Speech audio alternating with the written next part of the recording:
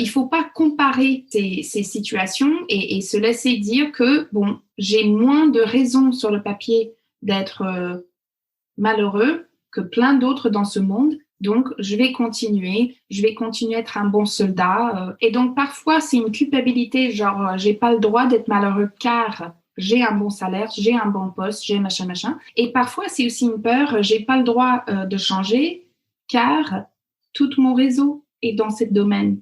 Toutes mes compétences sont dans ce domaine. Je dis, je vais repartir de zéro.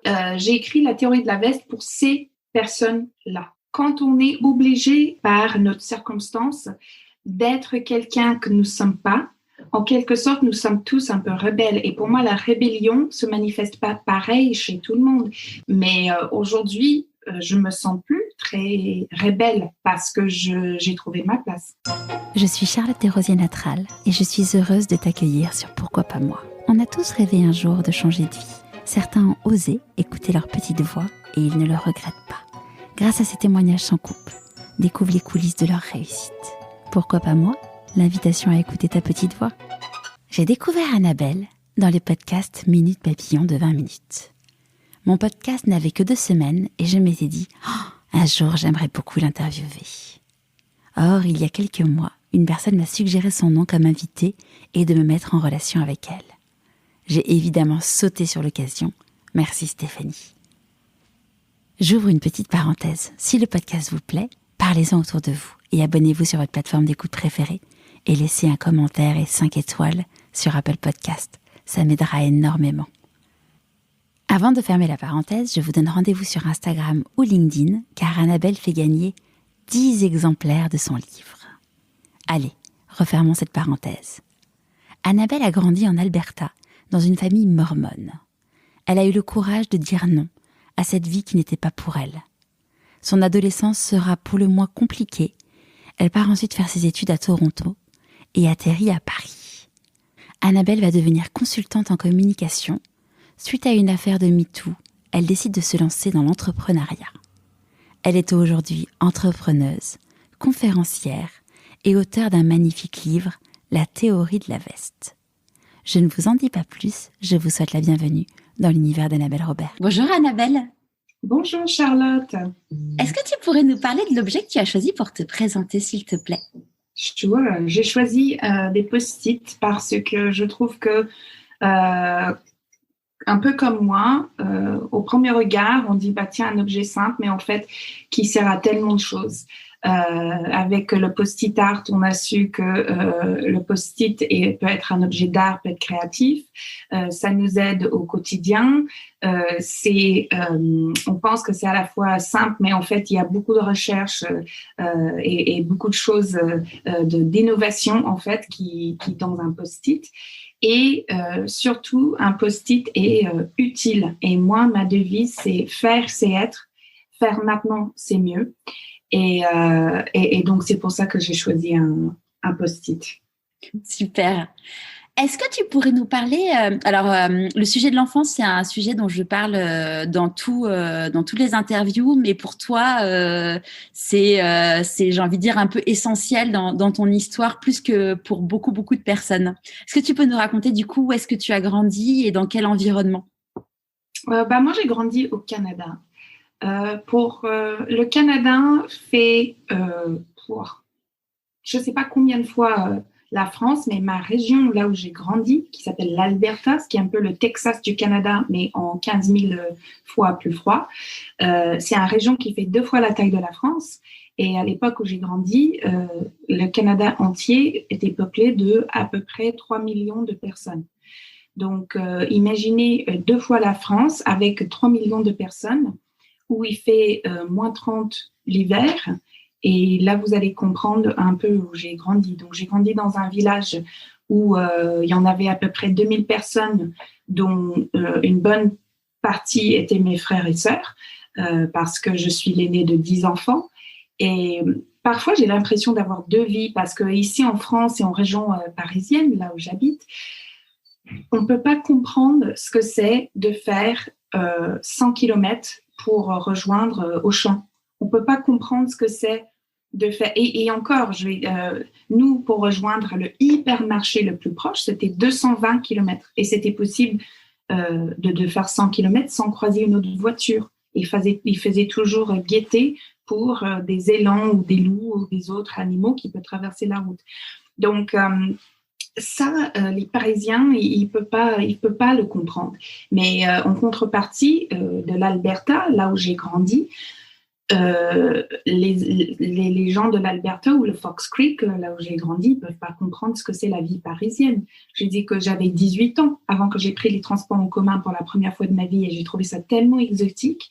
Je me souviens de la première fois où j'ai vu un SDF et j'étais là genre, wow, je suis vraiment dans la grande ville.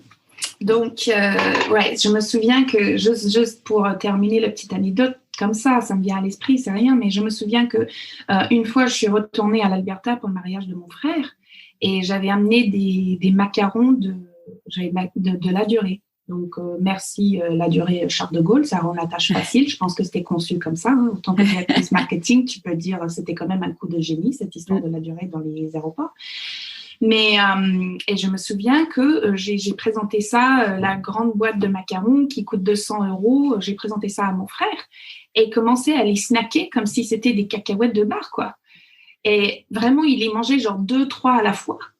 Et j'ai dit non mais ça s'appréciait. J'ai dit qu'il n'y a pas de feu, hein. Les Allemands n'arrivent, the Germans are not coming, hein. Ça va. Et il m'a dit ah bon, ah ouais d'accord, mais c'est vraiment des meilleurs Oreos que j'ai jamais goûté. Et je dis, ouais, à 3,50 $ l'Oreo. Quoi? 3 $? Non, mais qu'est-ce qu'ils peuvent faire de ces cookies pour qu'ils coûtent 3 $ chacun, machin? Donc, j'ai rien contre des Oreos, hein. Moi, j'adore, je kiffe, mais je vais dire que juste pour moi, dans ces deux, produit, ouais. C'est pas du tout la même culture, c'est pas la même société, c'est, voilà. Ouais. Et donc ta famille, t'étais l'aînée de 10 enfants et ta famille était même mormone. Il reste mormon, ouais. Pour ceux qui savent pas ce que c'est des mormons, parce que souvent il y a confusion en France. On pense que des mormons c'est des Amish, des gens qui portent des bonnets blancs, qui s'habillent dans des robes de pionniers, qui n'utilisent pas l'électricité. Qui roulent en calèche. Oui, voilà, ouais. C'est ça. Donc non, mormon ce n'est pas ça. C'est plus dans la famille témoins de Jéhovah ou autre genre de religion extrêmement américain qui frôle le secte. Le mormonisme est un secte dans certaines cultures, mais c'est un religion américain qui était commencé par un monsieur américain dans les années 1800 qui disait qu'il avait vu Dieu et que Dieu lui parlait à travers d'un chapeau pour lui aider à traduire un nouveau Bible qui était enterré en Amérique par des Amérindiens que les Mormons considèrent sont un tribu perdu de l'Israël. Donc, c'est, voilà, avec du recul, et quand je le dis comme ça, j'ai dit, mais comment j'ai pu croire des choses pareilles? Mais quand on est né dedans, c'est tout ce qu'on connaît. Donc, moi, j'ai grandi dedans. C'est une religion extrêmement très, très liée à la patriarchie. Les femmes n'ont pas le droit de participer à plein de choses dans la religion. C'est vraiment mal vu pour une femme de travailler, d'avoir une carrière, d'avoir de l'ambition. Si ma mère, elle a toujours été femme au foyer et qu'elle a 10 enfants et que mes sœurs et mes frères, ils ont aussi beaucoup d'enfants et aucun de leurs femmes travaille, c'est aux cause de la religion mormone. Ouais. Et toi, petite fille, t'étais un peu rebelle? J'ai toujours été un peu rebelle, mais je pense que en fait, tu vas me dire ce que tu en penses, toi qui es l'experte dans le sujet, mais en fait, quand on est obligé par notre circonstance d'être quelqu'un que nous ne sommes pas, en quelque sorte, nous sommes tous un peu rebelles. Et pour moi, la rébellion se manifeste pas pareil chez tout le monde. Moi, ma rébellion, elle est très liée à la colère parce que c'est comme ça que je me défends. Quand je me sens trahie, je suis en colère. Quand je me sens frustrée, je suis en colère. Donc, j'ai même dû travailler ma colère parce qu'elle peut être même toxique pour moi et pour mon entourage. Mais pour moi, dès qu'on force quelqu'un d'être quelqu'un qui n'est pas en fait, on va avoir une rébellion. Et cette rébellion, ça peut être de la passivité. C'est-à-dire que on a tous cette image de la fonctionnaire qui déteste son job, qu'elle s'éteint le cerveau pour ses 35 heures, et non pas 35 heures et 3 minutes, 35 heures et encore, et que sa vie commence quand le week-end commence, et sa vie commence en vacances. Donc, cette passivité, genre, whatever, je ne vais pas m'investir dans mon job, pour moi, c'est une rébellion aussi. Ça se trouve juste que moi, ma rébellion, elle est très volcanique et très sanguine. Mais aujourd'hui, je me sens plus très rebelle parce que j'ai trouvé ma place. Ouais. Mais je suis complètement d'accord avec toi. C'est sûr que quand on n'est pas aligné avec qui on est, ça crée un déséquilibre. Et donc ce déséquilibre, ça va être, il va y avoir des effets à la fois sur le corps qui va nous parler. Donc à chacun, il va parler de façon différente. Et puis également, en effet, sur le comportement, parce que il y en a en effet, ça va être de la colère. Moi, je sais que je partage la colère. Et tu vois, quand je t'écoutais, je me disais, je me suis quand même vachement apaisée et ça fait du bien. C'est sûr. Ouais. Et donc, du coup, petite fille, assez rapidement, tu as dit que tu étais athée à ta famille. Oui. Comment ça s'est passé? Bon, ça s'est pas très bien passé, hein. Laisse-moi te dire ça. Donc, en fait, pour moi, j'ai toujours quêté après la vérité. C'est-à-dire que je suis quelqu'un qui est motivé par l'efficacité, je suis quelqu'un qui est motivé par la vérité, je suis quelqu'un qui change d'avis tout le temps. Ce que beaucoup de gens m'ont dit était un faux de caractère. C'est pas bien de changer d'avis tout le temps. Et j'ai jamais pu comprendre ça parce que j'ai dit, en fait, quand on a une nouvelle information qui nous montre les conclusions qu'on tirait auparavant n'étaient pas forcément les bonnes, c'est normal de changer d'avis. Et toi et moi, Charlotte, je pense qu'on a une chance énorme, et c'est d'être née dans un tout petit minuscule parenthèse de temps où on a pu connaître la vie sans Internet, mais vraiment sans Internet, et voir l'effet que l'Internet a pu avoir sur ce monde. On est la seule génération qui va pouvoir faire ça. Et pour moi, nous sommes un espace de trésor sociologique qu'il faut il faut inquiéter après nous. Non, c'est pas ça, enquêter. Voilà. Parce que on est la seule génération d'avoir connu ça. Et ça a impacté tout le monde, comme avoir plus d'informations impacte tout le monde. Et donc, je me souviens où la première fois où je suis allée sur Internet, les premières requêtes que j'ai fait sur Internet, c'était sur le Star Trek, parce que c'était mon série préférée, et ça reste mon série préférée. Et la deuxième chose, c'est que je me suis dit, tiens, je vais poser mes questions de religion à Internet, parce que c'était la première fois où j'ai eu affaire à quelqu'un qui allait me répondre, qui n'était pas de ma religion, qui n'était pas l'évêque de la paroisse, mes parents, etc. Et j'ai tombé de haut, quoi. J'ai tombé de très, très haut. Donc, toutes les choses sur le fondateur du mormonisme qui est en fait un pédophile, qui avait se marié avec des filles d'11 ans, 12 ans, 13 ans, qui avaient des dizaines de femmes, mais des trucs horribles, quoi. Donc, c'est des choses que la religion m'a cachées. Ouais. Et là, c'était le début.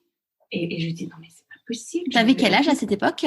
Oh, peut-être 15 ans, 14 ans, ok, 13 ans, même avant. Mais même avant, j'étais athée sans savoir ce que ça veut dire, parce que je me souviens que j'ai posé la question, j'ai dit, mais comment est-ce possible qu'il y a des enfants qui meurent de faim en Afrique ? Et j'avais des réponses genre, mais c'est leur lot. Voilà, c'est le lot qui ont été tirés. C'est comme ça que Dieu a décidé de leur challenger. Je dis, mais challenger, on ne challenge pas un enfant de 3 ans avec est-ce que vous avez envie de manger ou pas. Je dis, mais c'est quoi cette histoire? Et donc, à 11 ans, je savais que soit Dieu n'est pas très sympa en fait. Ok, donc soit voilà, je n'avais pas ce genre de langage, mais soit il est un peu sadomaso en fait, soit il est pas puissant, soit il est impuissant d'aider ces pauvres enfants qui ne méritent rien et tout. Donc déjà j'ai dit j'adhère pas trop à cette histoire. Et ça, à chaque fois qu'on allait à la messe, il y avait, il nous enseignait que quand Jésus revient, il va nettoyer la terre et donc tous les homosexuels vont être brûlés vifs et tout. Je dis, mais c'est quoi cette histoire? Et donc moi, j'avais des questions. Donc tout le temps, c'était Annabelle, non, arrête de poser des questions, il faut avoir de la foi. Et chaque fois que je me levais la main comme ça, c'était non, il ne faut pas... Donc là, et là, avec le coup d'Internet, c'était la coup de grâce, c'était bon, quoi. Et donc, quand j'ai commencé à avoir ce genre de questions et quand j'ai rebellé en quelque sorte contre ce que les Mormons voulaient que je croie, et ça s'est pas très bien passé. Donc, j'étais mise dans une famille d'accueil. Donc, du coup, tes parents t'ont... Ouais, ils m'ont sorti de la famille. Ils m'ont mis dans une famille d'accueil mormone, un première, et ça se passait bien. Donc, le famille d'accueil dit, elle est performante, elle a 20 sur 20 en tout, cette fille. Je ne vois pas pourquoi elle n'est pas avec ses parents, etc. Et donc, je suis revenue et ils m'ont ressorti à nouveau. Ils m'ont mis dans une autre famille d'accueil.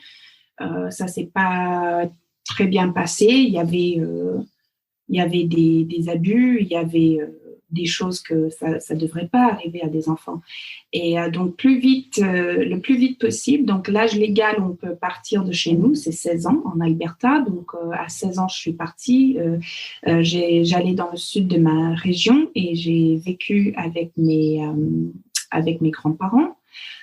J'ai terminé mon bac là-bas. Je travaillais dans le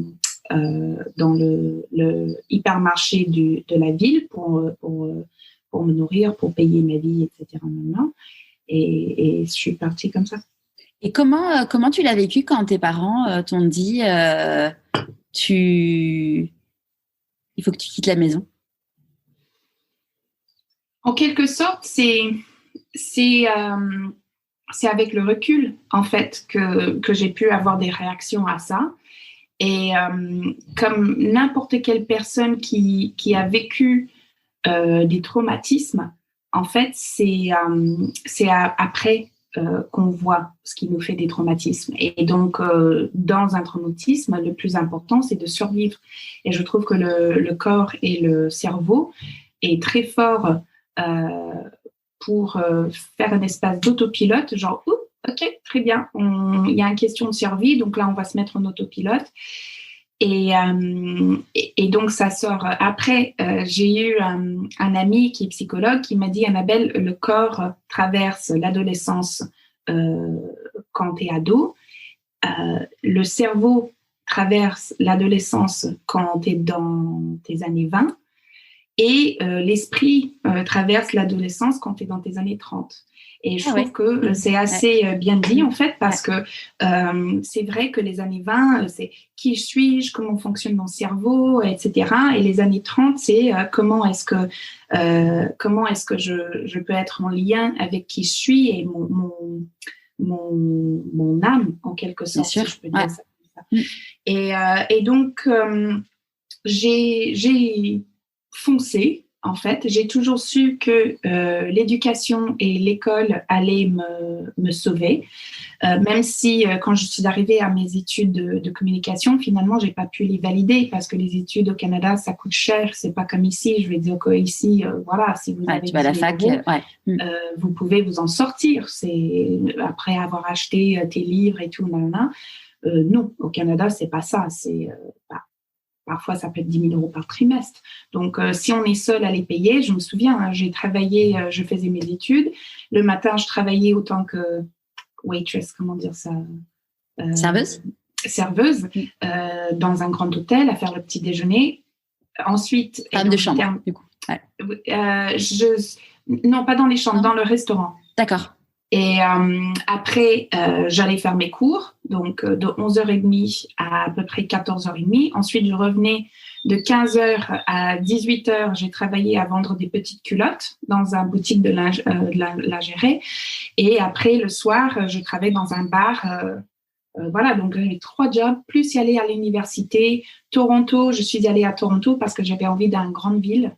Mais c'est pas donné, c'est un peu le New York du Canada. Donc, je me souviens que, voilà, à la fin, mon école m'a dit, Madame, ça fait 2 trimestres que vous n'avez pas payé, etc. Vous pouvez pas valider votre diplôme. Je dis, tant pis, je vais aller en France. J'avais la possibilité de faire un programme avec mon école. J'avais inscrit avant. Et c'est comme ça que je suis arrivée en France. D'accord. Et juste avant qu'on parle de ton arrivée en France, quand tu étais petite fille, est-ce que tu avais des rêves ou c'était, entre guillemets, pas imaginable à cette époque-là, vu le contexte dans lequel tu vivais? Moi, j'avais un rêve, c'était de vivre à New York. Mais en fait, aujourd'hui, jamais de la vie est-ce que je vivrais à New York.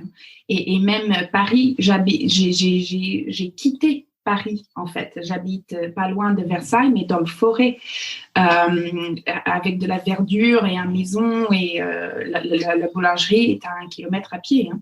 Mais en fait, pour moi, New York représentait des gens, représentait un endroit où tu pouvais être qui tu étais en fait. Si tu étais gay, à New York, c'est pas un problème. Si tu as des cheveux roses, mais à New York, c'est pas un problème. Si, par exemple, le sport et le hockey sur glace, tu t'en contrefous, à New York, c'est OK. Si c'est ton kiff, à New York, c'est OK.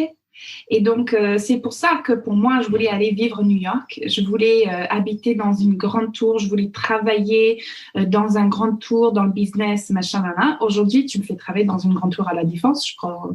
Je pense que je profiterai de l'auteur pour me suicider, quoi. Je me dis, mais quelle punition, quelle horreur.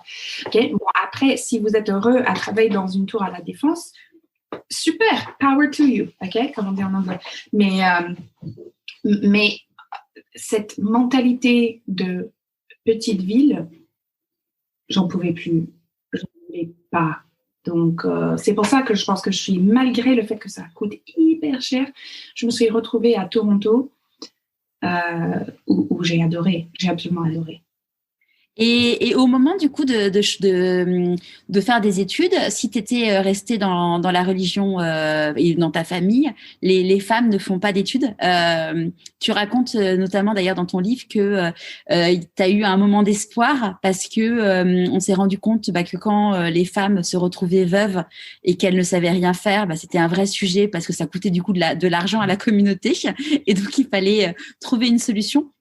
Est-ce que tu peux nous raconter ce petit moment d'espoir qui finalement c'est un faux espoir. Ouais. Et je me souviens de ça. Et pour tout te dire, c'est mon éditeur en fait qui m'a dit, Annabelle, le livre que tu as écrit sur l'ambition et assumer son ambition, c'est canon, mais on a besoin de comprendre d'où tu viens.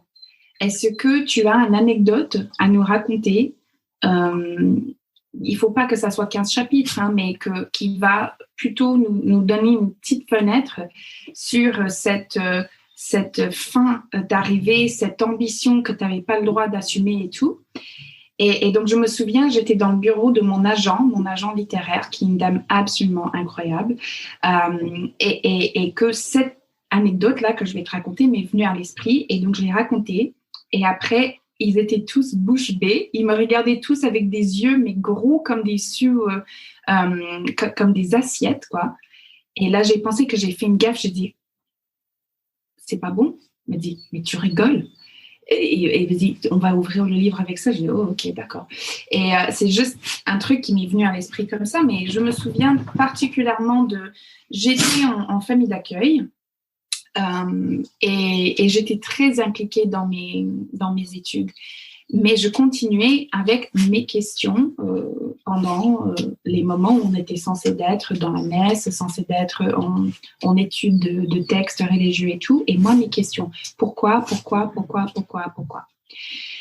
Et donc, arrivé à l'âge de 14 ans, autant que mormone, tu es obligé, en plus d'y aller à la messe 3 heures par semaine et d'y aller à des cours de comment être une bonne femme et mère plus tard, 1 heure par semaine le jeudi. En plus, tu es obligé d'étudier des textes et faire une espèce de catéchisme de mormonisme, mais 1 heure par jour avant 7 heures. Donc, en fait, c'est lecture et ensuite des exercices pour mieux comprendre la doctrine mormone. Et moi, je ne voulais pas faire ça parce que j'ai trouvé ça idiot. J'ai trouvé ça complètement stupide. Je vais dire que c'est comme faire des études de géographie pour comprendre pourquoi la Terre est plate, quoi. C'est stupide. Donc, donc, moi, je ne voulais pas le faire. Et donc, j'ai dit, je ne vais pas le faire. Et donc, ma famille d'accueil m'a privée de mes livres d'école parce qu'ils ont dit, tu ne veux pas étudier ce qui est important, tu n'auras pas tes livres d'école. Donc, je le fais, mais j'ai trouvé ça tellement stupide. Mais j'ai dit, whatever, ok. Donc, et je me souviens qu'une fois, on était le jeudi soir, et le jeudi soir, c'est là où on faisait des activités de jeunes filles. Et donc, il fallait y aller, on apprendre à tricoter, à faire des premiers secours, à faire des activités de babysitting, à faire toutes les choses que l'Église mormone estime que c'est important pour une femme de connaître ces choses-là.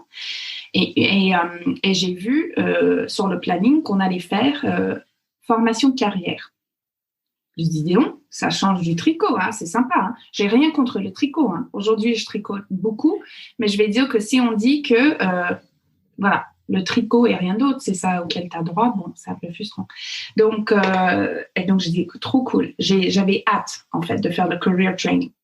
Et donc, le career training, en fait, c'était un communiqué parce que le Vatican mormon, en fait, c'est un État au milieu des États-Unis qui s'appelle le Salt Lake City.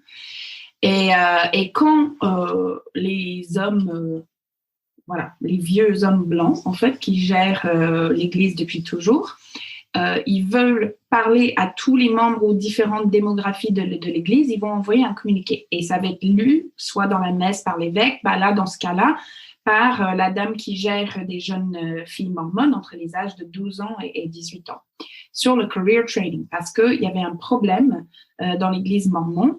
Chaque mormone ou chaque mormon paye 10% de ses revenus pour participer à la religion. Okay? Donc, c'est X par mois pour en tirer des bénéfices de Dieu. Okay? Et comme j'ai écrit dans le bouquin, c'est un peu comme Netflix, mais en moins drôle. Et donc, cet argent était utilisé pour construire des églises, construire des temples mormons, construire différents trucs, etc. Et l'Église mormone, ils ont constaté une grosse dépense qui est estimée pas très nécessaire, et c'était de nourrir des femmes en cas de leur mari qui est décédé ou qui a un accident et ne peut plus travailler. Et comme on n'a jamais encouragé ces femmes à avoir des carrières, à être indépendantes financièrement, et donc les différentes femmes mormones qui se mariaient jeunes, très très jeunes. Moi, par exemple, quand j'ai fait mon bac, il y a une fille dans mon classe de bac qui était déjà mariée, en fait. Donc, ces femmes, si malheur arrive à leur mari, ils ne peuvent pas trouver des chouettes jobs, ils ne peuvent pas payer un babysitter pour nourrir leurs nombreux enfants et tout. Et donc, l'Église mormone nous a envoyé un communiqué qu'à partir de maintenant, c'est encouragé pour une jeune femme de faire un diplôme avant qu'elle se marie. Les diplômes d'1 an, c'est pas la peine de chercher très loin, éventuellement 18 mois, mais voici des suggestions qui étaient sanctionnées par l'Église mormone. Coiffeuse, auxiliaire de vie, il y avait quoi d'autre ? Secrétaire, assistante de classe, assistante machin, assistante maternelle, quoi d'autre ? Aide-soignante, donc c'était pas genre 4 ans d'études de médecine, hein, c'est non, c'est auxiliaire, quoi. Dans les hôpitaux, assistante dentaire, okay, et ainsi de suite.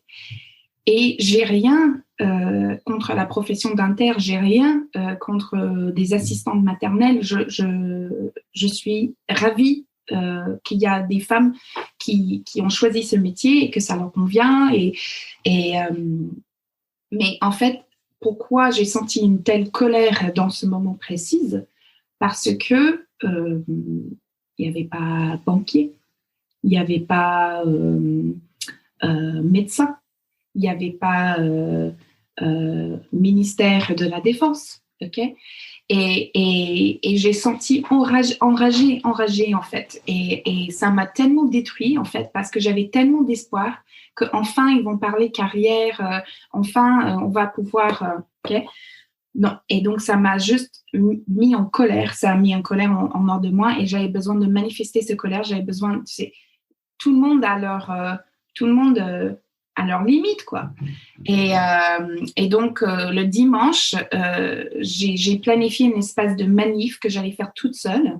Arrivé l'heure de la messe, moi, je suis aux premières prières de la messe où tout le monde ferme les yeux. Moi, je suis sortie discrètement comme un psychopathe, en fait, parce que j'avais dans mon sac mes cours de mormonisme avec les bibles mormons, les textes sacrés, machin, là, et des allumettes et de la laque. Et j'ai creusé un trou dans la neige devant la grosse baie vitrée de l'église. Et j'ai foutu le bible, le machin, là. J'ai bombé tout de laque, je l'ai allumé. Je jette le bombe de laque et je reprends ma place dans la messe. Évidemment, quelques minutes plus tard, ça s'explose. Mais petite explosion, je vais dire que c'est pas... Oui, voilà, c'était pas Hiroshima. C'est pas comme au Liban, quoi, ouais. Oui, non. Ouais. Mais quand même, ça a fait une petite explosion, ça a fait un peu de feu, et donc tout le monde sort pour voir ce qui se passe et tout. Et il y avait de la neige jusqu'à mes hanches, donc il suffisait de le couvrir de neige et le feu était éteint. Hein. Mais l'évêque, il dit, mais qui a fait ça? Et donc, moi, je me souviens, j'ai dit que, en fait, là, il m'offre un cadeau parce que ce que je voulais, c'est que les gens m'entendent. Et donc, je mets à côté des cendres de textes sacrés. Et je me suis croisé les bras comme ça. Je dis, c'est moi. Voilà, c'est moi. Et j'étais punie sévèrement et j'avais encore plus l'étiquette genre enfant perdu, mais je m'en fichais en fait parce que là j'ai compris en fait que tu vas pas m'avoir en fait, vous allez pas m'avoir et que on peut pas choisir parfois notre situation, mais on peut toujours choisir la réaction à notre situation. Et je dis pas que si vous n'êtes pas content dans votre travail, il faut mettre le feu. Pas du tout. Hein. C'est pas du tout ça ce que je dis. Mais ce que je dis, c'est que j'avais besoin de leur montrer que c'est non. Que là, c'est non. Que là, ça dépasse mes limites et que c'est non. Et je n'accepte pas. Et si vous essayez de me forcer, ça sera contre ma volonté. Et là, j'ai goûté au pouvoir, ce que c'est de dire non. Et donc, là, depuis, je l'utilise très libéralement, le mot non. Hein. Sans mettre le feu avec une bombe de laque. Voilà, sans mettre le feu avec un bombe de laque. Mais en quelque sorte, maintenant, avec le recul, je comprends que cette situation et ce qu'ils essayaient d'imposer sur moi était tellement contre mes valeurs, tellement contre qui je suis, que ça m'a poussée à la violence, en fait. Et que plus jamais ça m'est arrivé parce que avec la liberté de choisir ce que je veux pour ma propre vie, j'ai plus besoin de mettre le feu où que ce soit. Ouais. Et quand, à cette époque-là, avant que tu ailles dans cette formation pour la carrière, sans savoir avant que tu aies la désillusion, ton rêve, ça aurait été qu'on t'apprenne quoi comme type de métier? Je sais pas, mais quelque chose où on peut évoluer. Je vais dire que quelque chose où the sky is the limit, en fait. Et j'ai toujours aimé des mots. Donc, autant que j'adore la France, pour moi, c'est vraiment la pointe de frustration que j'ai avec le français, c'est que j'ai l'impression de ne pas avoir toutes les pinceaux nécessaires pour créer ce que j'ai en tête avec les mots comme j'ai en anglais. Donc là, j'ai mon bouquin qui sort en anglais. Et autant que je me suis fait aider en français pour écrire le bouquin, là, en anglais, c'est moi qui ai écrit chaque mot. Et mon agent et mon éditeur me dit que oh là là, qu'est-ce que c'est génial en anglais. C'est super en français, hein, mais c'est génial en anglais. Donc, j'ai toujours su que ça allait avoir quelque chose avec les mots. J'ai fait des études de communication, j'ai fait des études de journalisme. J'ai vu ce que les journalistes gagnaient en moyenne, donc j'ai changé pour être plus corporate. Après, il fallait me comprendre, il fallait tester le corporate pour voir que c'est pas du tout ça ce que j'avais envie de faire. Tout ça auquel j'avais envie de dédier Comment tu t'en es rendu compte que c'était pas pour toi du coup ça? En fait, j'ai eu la chance quand je suis venue en France d'avoir un super job, mais un cadeau du ciel, mais vraiment un cadeau du ciel. J'étais prof d'anglais pour des dirigeants très haut placés. Donc, en quelque sorte, une petite gamine de 24 ans. Toute la journée, aller donner des cours à des comités de direction des plus grandes sociétés françaises. Et en fait, ça m'arrivait d'avoir 5 PDG dans une journée.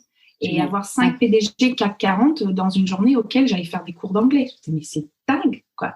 Et au début, ça m'a créé une espèce de faux vision de Paris parce que au début, moi, je donnais des cours dans des bureaux qui faisaient 45 mètres carrés avec des vues sur l'étoile, sur la Tour Eiffel, sur le parc Monceau et tout. Et je dis, mais pourquoi les Parisiens se plaignent? Il n'y a pas de mètres carrés. À Paris, je dis, tout le monde a des chouettes bureaux, machin, n'importe quoi. Donc, mais en fait, voir d'avoir une espèce de backstage pass, de pass VIP en quelque sorte, des coulisses de la CAC 40, m'a permis de voir que le business, c'est génial. Les politiques dans la business, c'est pas très génial. Et on peut pas avoir un grand business sans qu'il y a des histoires de politique, de ci, de ça, là. Et donc, ça m'a vite écœurée. J'ai trouvé ça chouette de pouvoir observer, comprendre, etc. Mais y participer, non merci. Ouais, c'était pas ton truc. Et du coup, au moment où tu t'en es rendu compte, c'est le moment où tu as créé ton entreprise? Non. Donc, j'avais un job ensuite dans un cabinet qui formait des hommes et des femmes dans le business et la politique, dans les techniques de communication. J'écrivais des discours en anglais, j'aidais ces hommes et ces femmes à travailler leur communication et je suis partie, pour tout te dire, pour une histoire de MeToo. Donc, il y avait un décalage de valeur avant, mais il y avait un monsieur dans l'entreprise que c'est comme si Gérard Depardieu et DSK ont eu un enfant, quoi. Et qui pour lui, voilà, c'est tu me plais, donc t'es pour moi et je te paye, donc c'est ainsi. Et j'ai vécu 6 mois d'enfer comme ça, en fait. Ouais. Et donc, tu as réussi. Et comment ça s'est passé, du coup, le départ? J'ai annoncé que je partais. Et il ne voulait pas me laisser partir. Et donc, j'ai dû prendre une avocate, etc. Mais je voulais pas de son argent. Hein. Je voulais juste partir. Je voulais juste partir et pouvoir avoir 1 ou 2 mois de chômage, histoire de me retomber sur les pieds et tout. Et il ne voulait pas. Il voulait que ma vie soit un enfer. Et il a engagé un détective privé pour me suivre. Chaque fois que je quittais chez moi, il y avait quelqu'un qui m'observait. Machin. C'était vraiment un enfer. C'était récemment la journée de la femme. C'était hier, hein? Ouais. Ouais, et la journée des droits de la femme, ouais. C'est ça. Et j'ai vu des posts en disant je sais pourquoi il faut attaquer les hommes. La femme arrive à l'égalité. C'est pas la peine de. Mais voilà, ce genre de discours. Et j'avais juste envie de dire vous ne savez pas de quoi vous parlez, en fait. Vous ne savez pas de quoi vous parlez. Vous n'avez pas vécu des choses que certaines femmes ont vécues.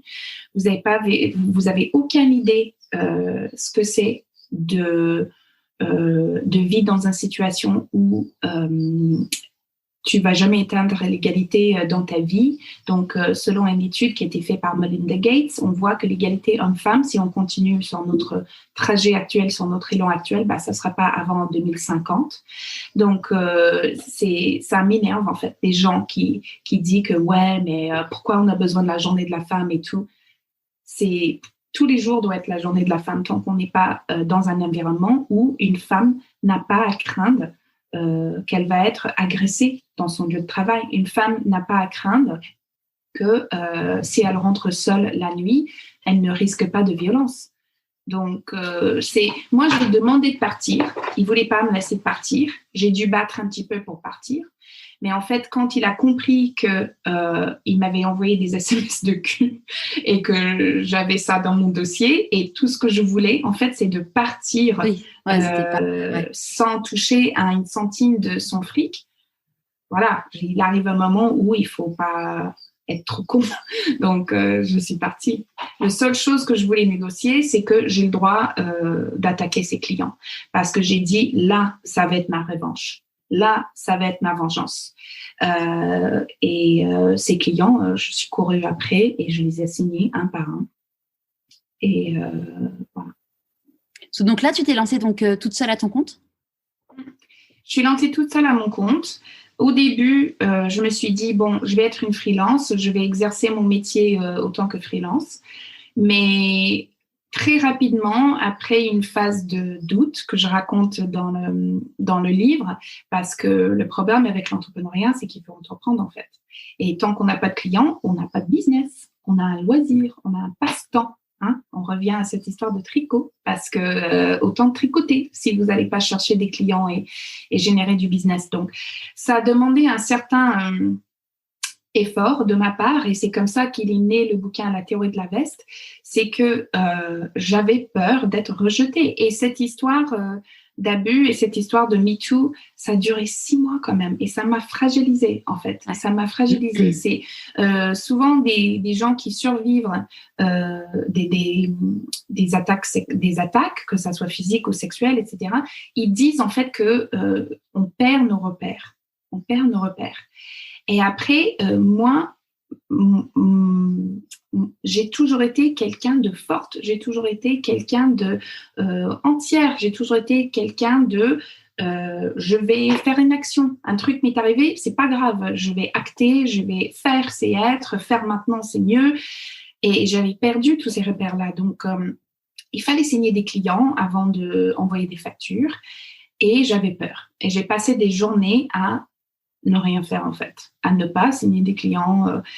Et là, je dis, c'est stupide, là, c'est stupide. Et le traitement pour une phobie, en fait, si vous demandez à n'importe quel psychiatre, va te dire que c'est de s'exposer à ce qui te fait peur. Et moi, j'avais peur d'être rejetée, j'avais peur du veste, j'avais peur d'être encore plus fragilisée. Et j'ai dit, il faut que je m'expose à ce truc, en fait. Donc, c'est là où j'ai dit que je ne peux pas quitter ma petite buanderie que j'avais convertie en home office tant que je n'ai pas pris 3 vestes, 3 portes, 3 râteaux, 3 rejetés, 3 non merci, 3 pourquoi vous m'appelez, 3 voilà. Okay. Et donc, j'ai commencé à appeler des gens dans mon réseau en disant, je suis mise à mon compte, est-ce que ça vous dit que je vous aide avec vos présentations, avec vos discours, avec vos apparences médias, etc. Ah ouais, super. Non, mais c'est vrai que j'ai gardé un très bon souvenir de notre travail, mais ça sera avec plaisir. Et donc, j'ai commencé à avoir non seulement des rendez-vous commerciaux, mais des gens qui ont signé direct en disant « Ah oui, total. » Et en plus, c'est moins cher qu'une agence. Un free, c'est moins cher qu'une agence.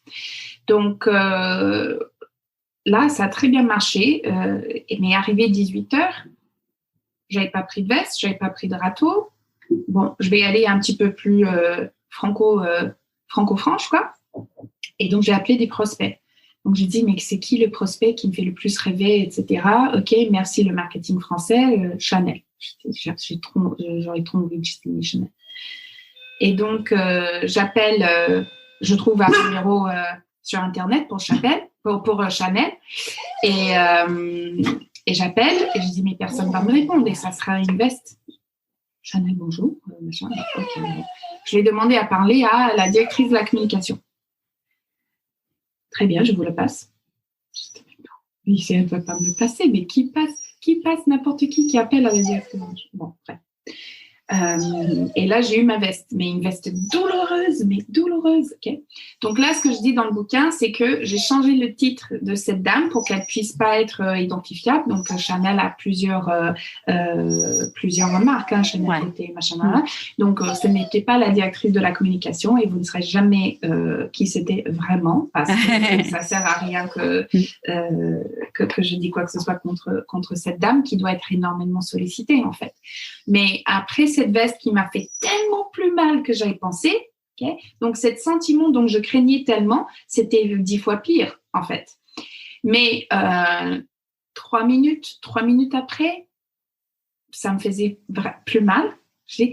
Quand je relativisais, je disais, cette dame, elle me connaît ni d'ave ni des dents, elle se fait prospecter dans tous les sens toute la journée. Moi, je suis juste une petite moustique pour elle, une fois, qui a volé à côté de son oreille il y a 3 ans.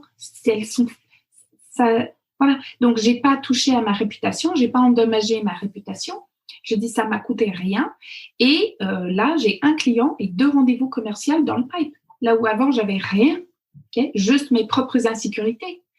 Et donc, c'est là où il est né la théorie de la veste. Et j'avais envie de comprendre ce peur de rejet qui bloque tellement, soyons honnêtes, de femmes, aussi beaucoup d'hommes. Hein.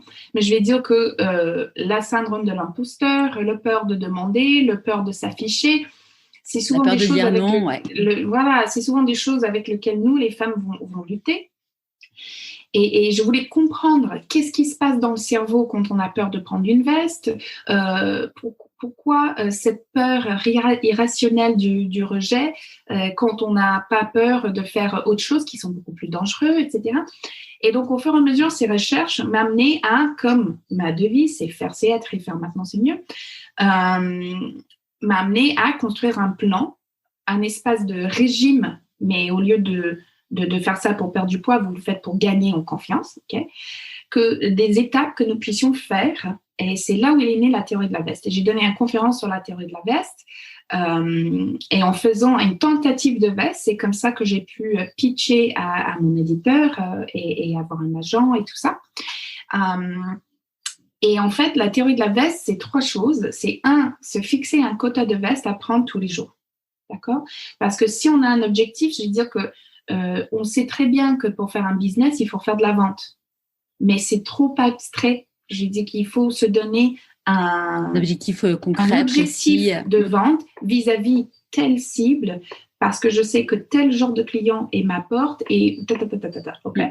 Donc c'est la même chose. C'est-à-dire qu'on a envie d'oser plus, on a envie de cultiver et de créer plus d'opportunités pour nous en phase avec notre ambition, peu importe ce que c'est notre ambition, hein. Que ça soit que tu doubles l'audience de ton podcast, peu importe, tu vois. Mais on choisit notre ambition, ensuite on brainstorm avec nous-mêmes ou avec notre copine de la douce, parce que pratiquer la théorie de la veste à plusieurs, c'est quand même plus sympa. Okay, et on va faire des tentatives de veste. Okay, et on va essayer d'en avoir. Moi, c'est 3 vestes par jour et 2 le week-end.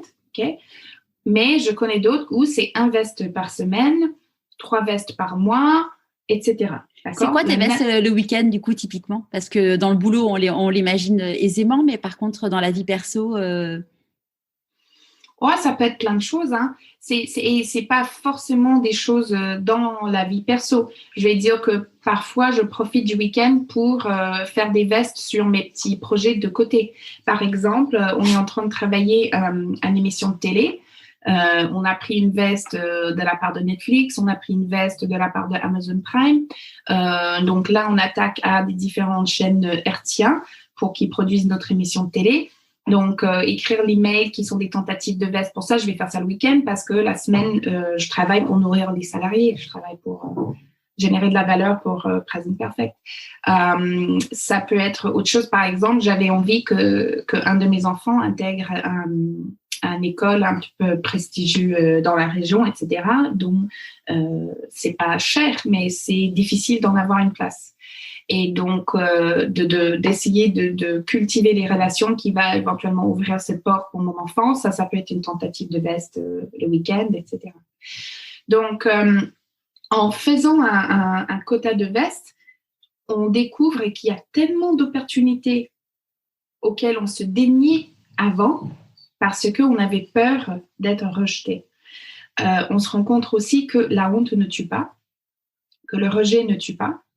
On se rend compte aussi que plein de choses dont on était sûr que ça ne se demande pas, en fait, ils se demandent si on creuse un peu et si on soigne notre communication. Donc, c'est pour ça que loser pour loser, c'est la lose. Hein. Il faut encadrer cette histoire, c'est ça ce qui le rend une méthode. Et les critères d'une bonne tentative de veste sont les suivants. Ils sont triples. 1, il faut que vous soyez quasi sûr que c'est une veste. Parce que maintenant, on se fait connaissance, Charlotte, tu vois. Si demain, je te dis, tu vois, est-ce que tu serais d'accord de me passer un enregistrement du podcast pour que je peux mettre ça dans mon dossier de presse, machin? Bah, c'est pas une tentative de veste parce que tu vas probablement me dire oui, d'accord? Eh bien non, en fait, justement, non. Non, je blague. Ok.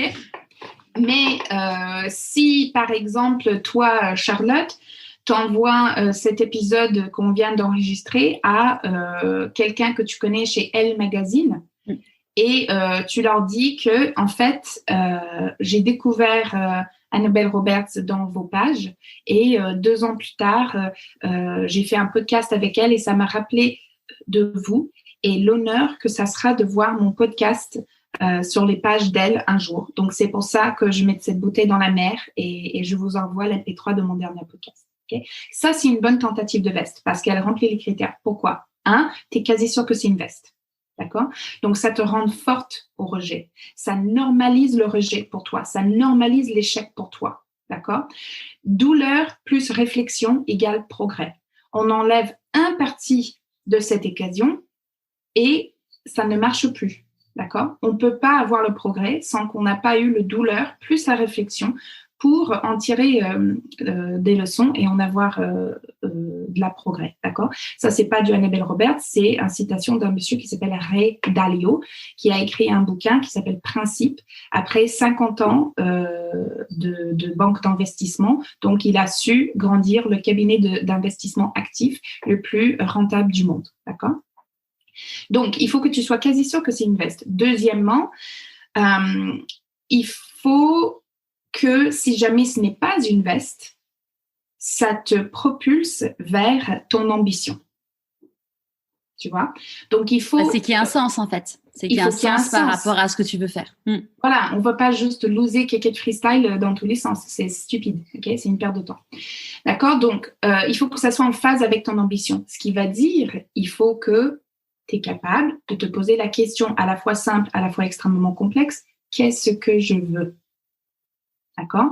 Donc, ne vous laissez pas faire intimider par cette question parce que qu'est-ce que je veux peut être quelque chose d'aussi simple que de moins détester mon travail, par exemple, ou d'être moins malheureux au travail.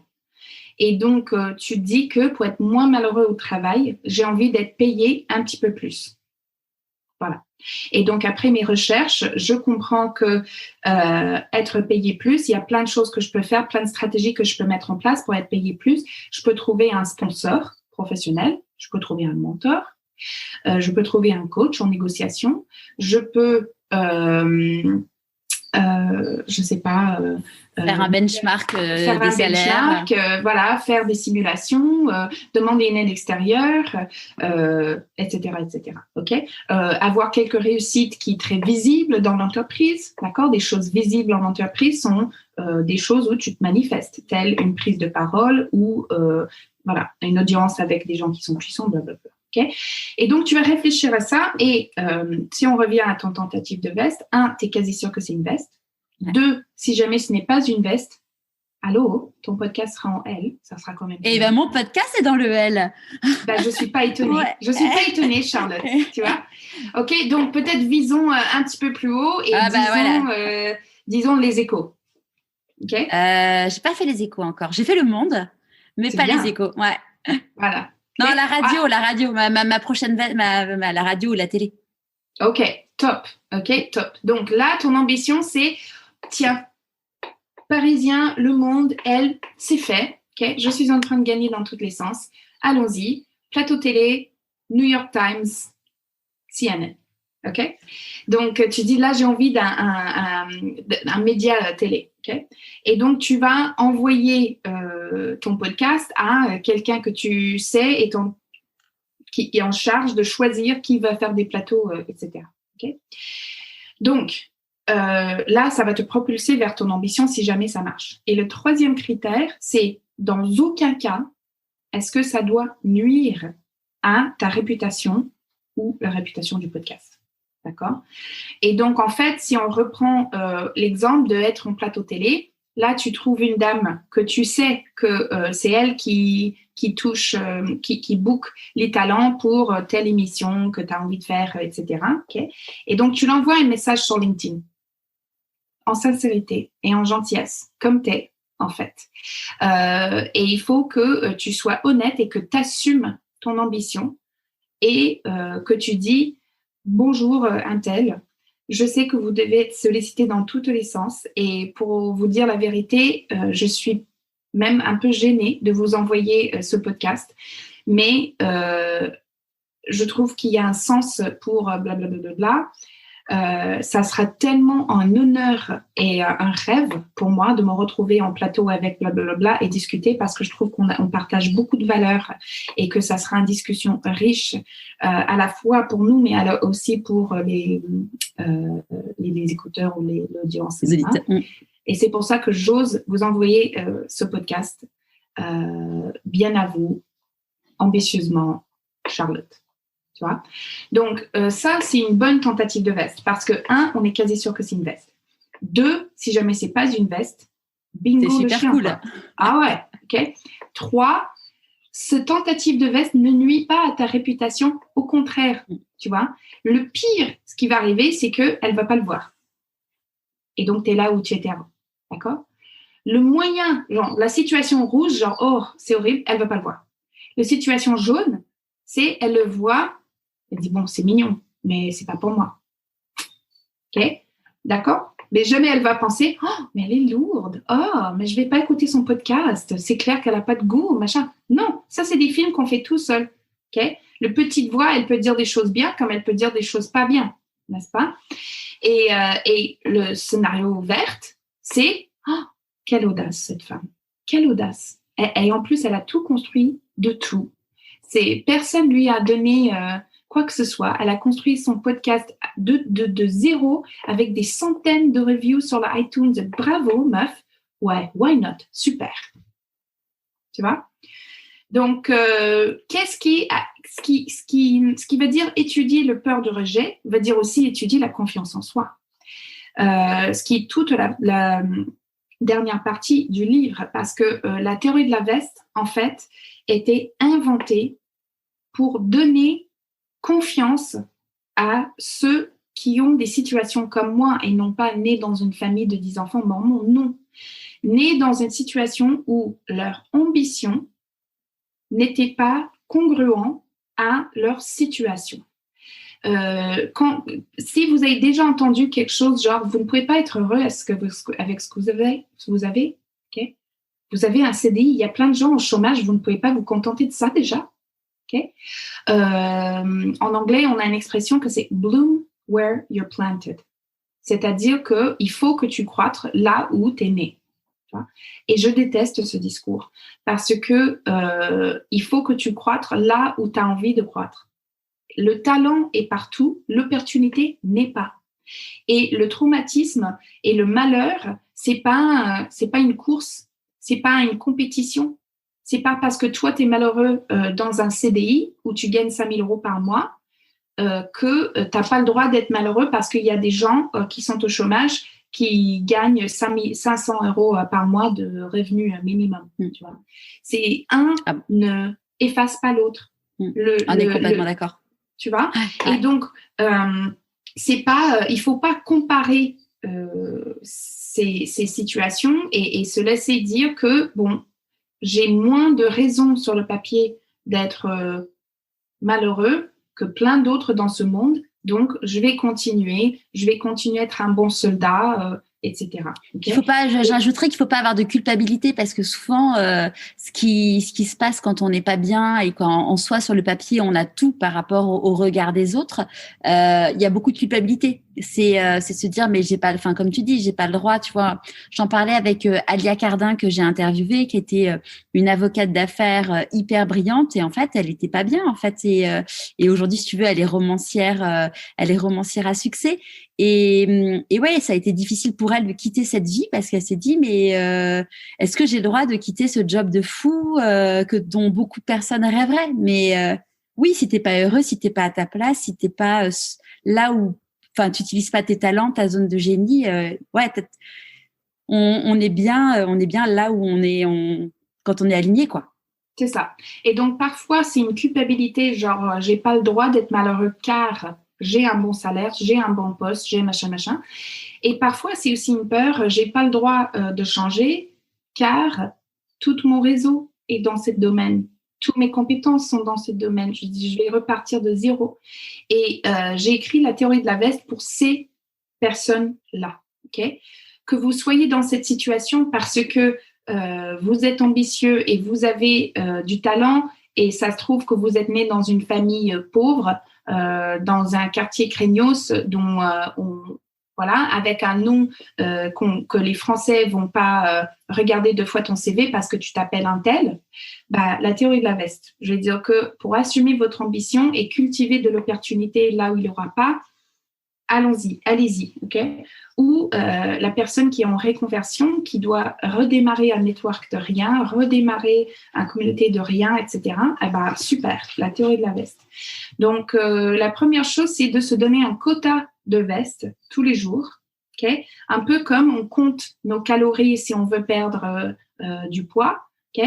On s'impose des minutes de affronter à son peur de rejet en fixant un quota de veste qui, figurez-vous, souvent, ça se paye.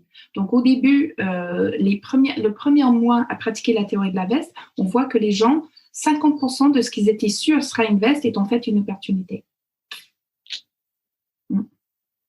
Mmh. Et là, du coup, aujourd'hui, donc tu es la présidente de ton agence, mais qui est devenue maintenant, au début, donc tu étais toute seule chez Present Perfect. Aujourd'hui, vous êtes combien? Alors, aujourd'hui, on est peu en CDI. Hein. Il fut un temps où on était plus, mais en fait, on s'est vraiment rendu compte chez Present Perfect que small is beautiful.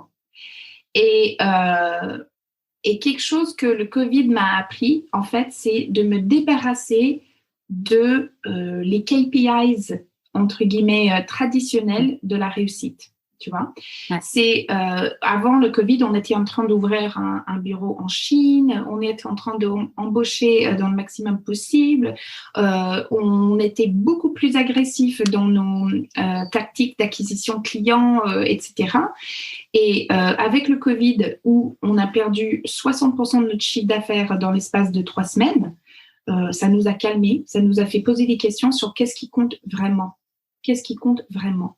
Et finalement, quand on a regardé nos clients, il y en avait un tiers qui ne nous intéressait pas parce que c'était pas une chouette collaboration, parce que c'était du CA pour du CA, c'était pas, on prenait pas notre pied.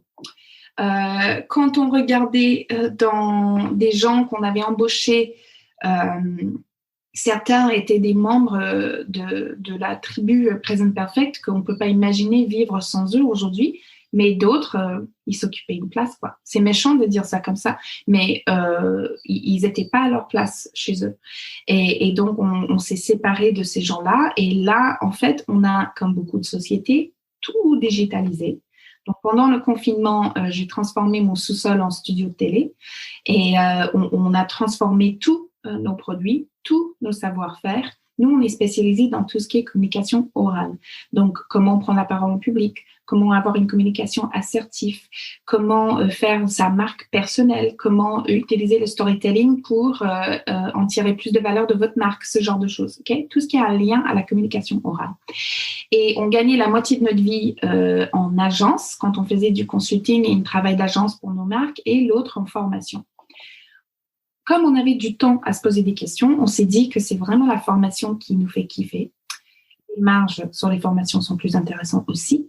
Les marges sur les formations digitales sont des marges de sa kermesse. Et c'est là où on s'est dit que c'est dans cette direction-là qu'on a envie d'y aller. Okay? C'est pas parce qu'une sac-kermesse est chère et qu'il y a des marges en très bonne santé que ce n'est pas un produit de qualité. Donc, nous, on s'est dit que qui dit formation dit personne. On dit, non, en fait. Avec le digital, on a une manière de captiver et préserver nos savoir-faire dans une espèce de e-learning qui reste super fun. Donc, on a pivoté vers ça, ce qui fait en sorte qu'on fait plus de chiffre d'affaires avec moins de gens et avoir des gens que j'adore collaborer avec eux. Et non pas clients, des gens il y a un tel du marketing, bon, elle fait bien son job, mais c'est manger avec elle, c'est pas trop mon truc. Okay? Il n'y a pas ça chez Present Perfect. Donc, c'est finalement, je pense qu'on a vraiment trouvé notre mode de fonctionnement. Tu n'as pas besoin d'avoir 52 employés pour être considérée comme une entrepreneuse successful.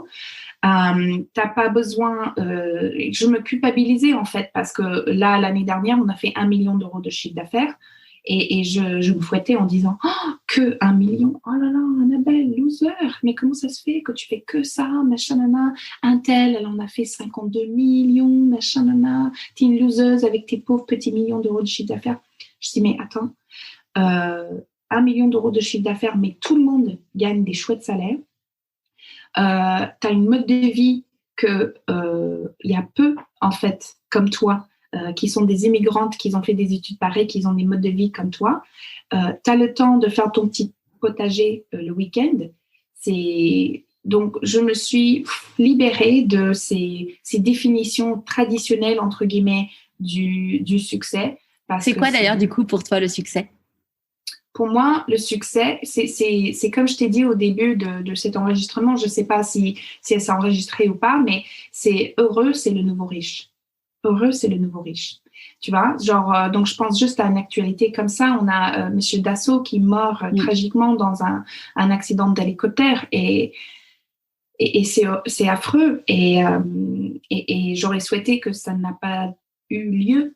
Mais en regardant ce qui est la situation de cette famille dans laquelle ils sont, un des familles les plus riches de la France, mais tous les frères et sœurs, ils se parlent pas entre eux, ils sont en fight, on sait pas qui va être la succession, il n'y a pas de héritier net, clair, nanani, nanana, nanana. Je dis que, comme on dit en anglais, more money, more problems. Et j'ai assez pour vivre, j'ai largement assez pour vivre. Par exemple, là, ma fille, elle me dit, pour mon anniversaire, j'ai envie de voyager, prendre l'avion. Elle a 4 ans. Et j'ai dit, mais qu'est-ce que tu veux pour ton anniversaire ? Elle me dit, je veux faire pipi dans un avion. Ah bon, très bien. Donc, je dis, chouette, on va partir, on part en Corse, je prends un hôtel 5 étoiles, et j'y réfléchis même pas 2 fois. Pour moi, riche, c'est quand tu sais que la carte bleue va toujours fonctionner. Quand tu n'y penses plus à ta carte bleue, en fait, pour moi, tu es riche. Qu'est-ce que tu veux de plus ? Tu vois ? Tu veux 15 cartes bleues qui vont toujours fonctionner ? Who cares ? You know ? Et à partir de ce moment-là où je sais que la carte bleue va fonctionner à tous les coups, pour moi, je suis riche. Et ça me permet, en fait, de passer du temps avec ma famille, avec mes enfants. On répète le piano tous les matins avec les enfants. Je les vois tous les week-ends. Je veux dire que là, faire ce pivot vers le 100% digital, ça veut dire que j'y vais plus en Chine. Les clients qui me disent « Viens me voir à Marseille, viens me voir à Nanana », tout se passe à digital. C'est tellement super. Donc, pour moi, la réussite, c'est quand t'es bien, en fait. C'est quand tu es bien. Et si tu as besoin de construire un business à 300 millions d'euros de chiffre d'affaires pour être bien, mazel tov, éclate-toi. Tu vois. J'ai beaucoup apprécié quelqu'un qui m'a dit que Annabelle, le vrai féminisme, c'est le femme qui fait ce qu'elle veut. Et je suis assez d'accord. C'est la femme qui fait ce qu'elle veut. Donc, pour moi, j'ai réussi. J'ai toujours besoin de penser à ma prochaine conquête. Donc, j'essaye de faire marcher ma série télé. Je vais écrire un deuxième bouquin. Donc, je suis en train de réfléchir à ça. On essaye de signer d'autres contrats avec d'autres éditeurs à travers le monde pour que la théorie de la veste soit partout. Génial. Et qu'est-ce que tu penses que la petite Annabelle de 6 ans dirait si elle te voyait aujourd'hui? Je pense qu'elle ne comprendra pas ce que je fais dans la vie. Et c'est d'ailleurs, mais c'est vrai, c'est drôle parce que ma mère, par exemple, elle ne peut pas comprendre ce que je fais dans la vie. Tu te fermes dans un bureau et tu tapes des trucs dans ton ordinateur et après tu parles à des gens que tu connais ni d'ave ni des dents et tu es payé pour ça. Elle ne peut pas comprendre. Donc, si, tu vois, pour elle, le travail, mon père, il fait un vrai travail. Il fait quoi, ton père? Il conduit un camion. Maintenant, il est à la retraite, mais il avait un business de transportation de pétrole. Et donc, il est dans la boue et il met des chaînes sur ses grosses roues et il transporte de la pétrole et le client peut voir les kilomètres qu'il a conduisé pour transporter ce pétrole. Et donc, ça c'est un travail. C'est travailler avec le cerveau, vendre ses idées, en quelque sorte. Je pense que l'Annabelle de 6 ans ne comprendra pas ce que je fais. Après, voilà, elle dirait, bon, elle a quand même des chouettes choses, donc elle a dû réussir quelque chose dans la vie. Mais voilà. Et aujourd'hui, tu as quelle relation avec tes parents et ta famille? Pas beaucoup, pour te dire la vérité, parce que je suis vraiment le mouton noir de la famille. C'est-à-dire que beaucoup de choses sont différentes chez nous. Quand on a des idées qui sont différentes, par exemple, mes parents, ils votent à droite et moi, j'ai plutôt tendance à voter à gauche, on peut surmonter ce genre de choses parce qu'il suffit de ne pas discuter politique ou économique autour de la repas de Noël pour que ça se passe à peu près bien. Mais quand on a des différences des idées et des différences de valeurs, par exemple, un de mes valeurs, c'est l'égalité des chances. C'est très important pour moi. C'est ce discours de ouais, t'es né pauvre, mais t'as que à t'éduquer et t'appliquer et tu peux arriver si tu veux. Je veux dire que voilà, c'est pas parce que t'es né en banlieue que tu peux pas arriver en comex, etc.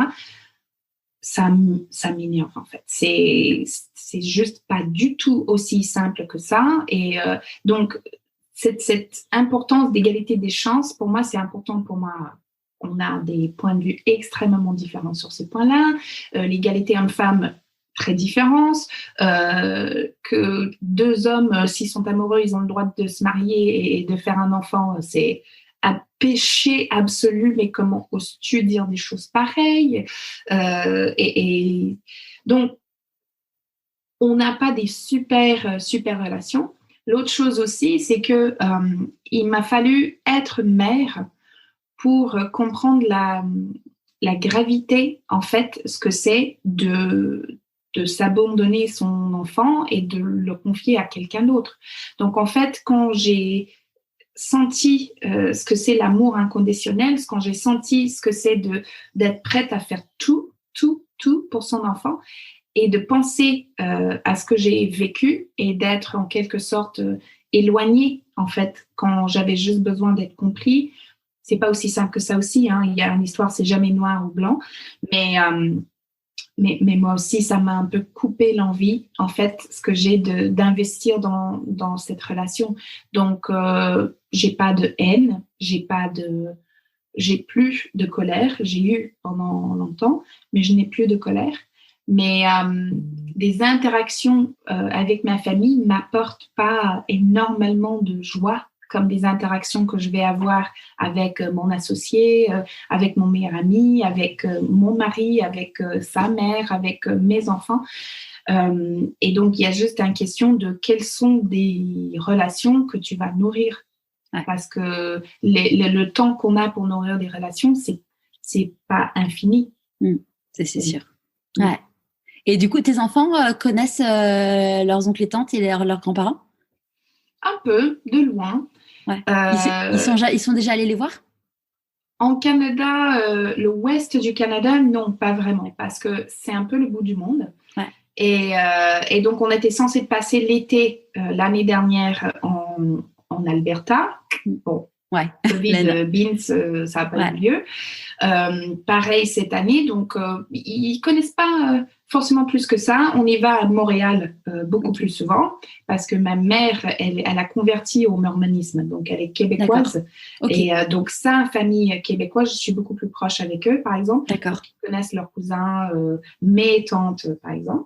Ouais. Mais d'y aller en Alberta, non, pas vraiment, parce que l'autre chose aussi, c'est que si mes parents viennent ici, ils savent qu'ils doivent respecter en quelque sorte les, entre guillemets, règles de ma maison, ce qui va dire qu'on ne prie pas avant de manger, qu'on n'y va pas à la messe, on va boire du coca, on va boire du thé ou du café, ce qui est strictement interdit dans la religion mormone, par exemple. Si j'y vais là-bas, c'est prière quand on se lève, prière avant le petit déjeuner, prière avant chaque repas, prière ensemble avant de se coucher, lever des textes religieux le matin, machin, donc j'ai pas forcément très envie de... Ouais. Et chose que je savais pas du coup que ta maman s'était convertie, donc toi, les grands-parents chez qui tu avais été vivre, c'était ses grands-parents de mon père. Donc qui eux étaient mormons aussi. Ouais, ok. Encore mormon. Et j'allais même dans un lycée parce que en fait l'église mormon, dans les endroits où il y a beaucoup de mormons, tels que le Utah, l'Alberta, Idaho, ce genre d'endroits, en fait ils ont même une très forte place dans le gouvernement. Donc là, l'école où je suis allée, c'était pas une lycée mormone, mais il y avait un partenariat avec l'église mormone où, pendant certains moments du lycée, j'allais en face dans une espèce de petite lycée mormone pour prendre des cours de mormonisme, de machin. D'accord. Ouais. Dans la vie, on dit que quand on fait des choix, on fait des renoncements. C'est quoi, du coup, pour toi, tes renoncements ? Renoncement, ça veut dire qu'on renonce à quelque chose, c'est ça ? Ouais. Ouf, beaucoup, parce que être mormone n'a pas que des désavantages. Il y a une raison pour laquelle il y a tellement de femmes qui restent. C'est parce que il y a un espace de sororité et fraternité que j'ai quitté et qui a laissé un énorme trou dans ma vie. Je me souviens que quand j'ai eu mon premier enfant, c'était au début où je lançais la boîte, donc j'avais peu de clients, ce qui veut dire que j'étais presque chômeuse en fait, malgré les peu de clients que j'avais au début de l'entreprise. Et j'ai accouché mon premier enfant et 2 semaines plus tard, mon mari était dans un avion pour y aller faire un reportage à San Francisco et pendant 2 semaines, j'étais toute seule avec un nouveau-né, avec des seins qui saignaient, avec des douleurs et des blessures qu'on a après un accouchement. Et j'avais personne au monde à appeler. Personne. Et quand on est mormone et on accouche, oh là là, on a un espace de squad en fait d'amour et il s'appelle comme ça s'appelle le Care Squad qui est responsable de toi et qui est au courant que tu vas accoucher et donc pendant que tu es à l'hôpital, il vient chez toi et il nettoie tout pour que tu rentres dans une maison nickel. Le frigo est rempli, mais le frigo n'est pas rempli de courses. Le frigo est rempli de choses à manger déjà préparées que tu n'as que à mettre dans le four et pendant 2 semaines. Et c'est tes sœurs mormones qui t'ont fait, on appelle ça le baby shower, ce qui veut dire que tu es enceinte de 7 mois, 8 mois, 9 mois et tu as reçu tous les cadeaux de naissance jusqu'à 18 mois. Ça veut dire que tu ne vas pas acheter un fringue, tu ne vas pas... Tout ça est fait.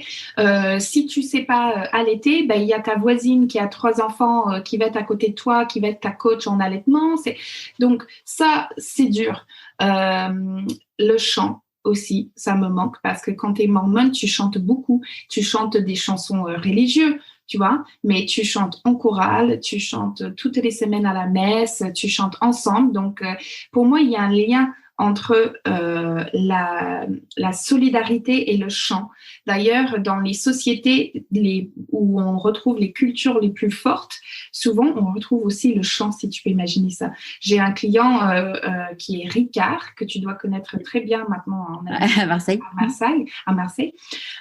Et je me souviens, un des premiers événements qu'on a fait avec Ricard, d'un coup, il y a 500 bonhommes, gars de comptoir, qui se mettent à chanter le hymne de Ricard, dont tout le monde le connaît. Tout le monde se met leurs bras autour de leurs collègues, etc. Et ils sont en train de balader à droite à gauche, en chanter dans leur voix grave le hymne de Ricard. Donc, moi, ça me manque, le chant. Et autre chose aussi... ça sera peut-être aussi les opportunités que la femme elle a pour faire tout ce qui est art ménagère, j'appelle ça comme ça. C'est-à-dire que la femme moderne, en quelque sorte, je trouve que il faut rejeter un petit peu ces tâches qui nous étaient confiées de manière obligatoire pendant des centaines d'années, telles que la cuisine, le ménage, le machin.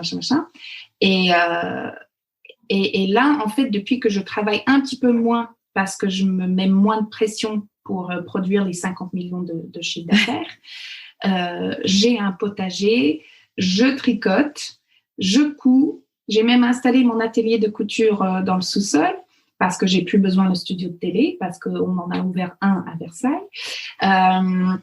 Quoi d'autre? Je pâtisse, je fais le pain. Donc, toutes ces choses-là que je ne me donnais pas la permission de faire avant parce que c'était la marque d'une ménagère, en fait. Je les assume pleinement maintenant et je Bravo.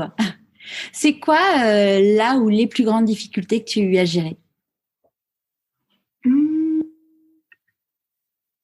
Bonne question. Le bonheur de mes employés, ça sera un grand charge mentale que j'ai. Ouais. Malgré le fait que je me donne la permission de travailler un petit peu moins et dégager un petit peu moins de résultats, la performance reste quand même un de mes valeurs. Et donc, comment faire coexister la performance et la bienveillance? Ça, c'est quelque chose que c'est un équilibre constant, je trouve. Comment tu fais du coup? Comment je fais? En fait, c'est assez simple. Je me dis, Annabelle, il faut que tu dégages le plus de performance financière possible, mais don't be an asshole. Don't be an asshole. That's it. Donc, en fait, don't be an asshole, c'est vulgaire ce que je vais te dire, mais ça se traduit à ne sois pas une connasse, en fait. Et si je me dis que but numéro 1, c'est dégager de la perf, ok, mais avec le condition de ne pas être une connasse. En fait, c'est assez facile. Donc, c'est là, on va faire du fric. On a la possibilité de signer une mission de coaching avec une grosse société d'énergie en Brésil, mais ça veut dire que la coach qui va assurer les coachings doit se lever à 3 heures du matin pour pouvoir garder les rendez-vous. Faire lever des gens à 3 heures du matin, c'est un truc de connasse, c'est pas gentil, tu vois. Après, dire que, écoutez, nous avons cette mission, nous allons facturer une prime pour des horaires qui sont bizarres pour nous. Si tu es d'accord de le faire, je suis d'accord de te récompenser en RTT 1 fois 1,5. Okay. Après, si c'est pas OK, on refuse. Tu vois. Je suis pas à 5 000 euros près. Je suis pas à 5 000 euros près. Et donc, faire coexister la performance et la bienveillance, c'est dans un premier temps, se dire que la croissance financière, si ça doit être la seule KPI pour indiquer la santé de ta boîte, t'es à côté de la plaque, t'es malade en fait. C'est pourquoi est-ce qu'on est en train de voir que le capitalisme ne marche pas? C'est parce que comment on dit ça en français? Le PME, non, le PIB. Le PIB, voilà, est le seul mesure de est-ce qu'une pays est en train de réussir ou pas. What bullshit, tu vois. Ok, le PIB en Japon, super, mais si 9% des hommes entre 20 et 40 se suicident, désolé, mais vous n'êtes pas en train de réussir là. Okay, vous n'êtes pas en train de réussir. Donc, pareil, si on fait plus 30% de croissance dans l'année, mais j'ai 2 de mes employés qui sont en burn-out, bah non. C'est pas comme ça que je définisse la réussite. Donc, faire exister la performance et la bienveillance. Et aussi, être sûr que mes enfants grandissent bien, quoi. Ouais. Donc, on peut facilement... Ouais, j'en ai 3. Donc, si on a eu un peu une enfance de merde, tu vois, faut le dire, on peut vite surcorriger et être à fond en disant qu'il faut que mes employés, mes enfants, ils ont tout le machin de main, et le piano, et les meilleures écoles, et ci, et ça, et l'équitation, et machin. Et après, en fait, non, il faut juste leur laisser être comme ils sont, mais en poussant... un petit peu en disant que moi, j'aurais réussi mes enfants s'ils sont des adultes qui contribuent à la société et qui aiment ce qu'ils font et s'ils sont heureux. Et puis voilà, c'est tout. Pour les auditeurs, on expliquera que le bruit derrière, c'est le bruit du chien. Oui, c'est le bruit du chien. J'ai pris la peine d'avoir un chouette micro, machin. Au début, j'ai dit, mais Charlotte, est-ce que le son, ça te va? Et après, on a le chien. Pardon. Mais c'était juste pour... parce que moi, je le vois derrière, mais s'il y a une personne qui... il y a des bruits bizarres, c'est un chien. C'est ça. C'est quoi tes plus grandes peurs aujourd'hui et comment tu les affrontes? Pour moi... ma plus grande peur, c'est un peu bisounours, hein, ce que je vais te dire, mais mes relations n'ont jamais été en aussi bonne santé. Donc, mon relation avec mon mari n'a jamais été en aussi bonne santé. Peut-être au début, quand on était en phase genre nouveau amoureux et tout, mais vraiment, on est très, très proches. Mon relation avec mon associé, je l'appelle ma work wife, n'a jamais été aussi forte et en aussi bonne santé. Pareil avec mes collègues, pareil avec mes enfants et avec mes proches. Donc, en quelque sorte, quand on est en haut, on a peur de la descente, tu vois. Donc, mais après, comment je l'affronte, c'est que je dis logiquement, il n'y a pas de raison que ça se passe mal, tu vois. On n'est pas à l'abri d'un cancer ou quelque chose horrible comme ça, mais ça ne sert à rien de dépenser de l'énergie dans des choses dont on n'a pas le contrôle. Donc, je m'empêche à avoir ce genre de pensée-là. Comment j'affronte mes peurs? C'est que je force mon cerveau à faire son job d'organe rationnel. C'est-à-dire que quand tu as un sentiment, si c'est un sentiment qui te parasite, il faut savoir dire « Oh, stop, je vais réfléchir, je vais essayer de suspendre cet sentiment qui me parasite et réfléchir rationnellement, d'accord ? Un peu comme le peur du rejet, ce n'est pas rationnel. Et quand on y réfléchit, en fait, c'est un peur irrationnel qui ne pose aucun danger à l'autre personne si on sait l'affronter avec l'intelligence. Donc, c'est plus facile à dire qu'à faire. Hein. Si vous avez un sentiment qui ne vous plaise pas, il suffit de le suspendre et de penser rationnellement. Ouais, c'est ça la meuf, c'est trop facile. Mais à part de ça, j'ai pas une réponse plus profonde que ça, malheureusement. Ah, mais c'est super. De quoi tu es la plus fière aujourd'hui? De quoi je suis la plus fière?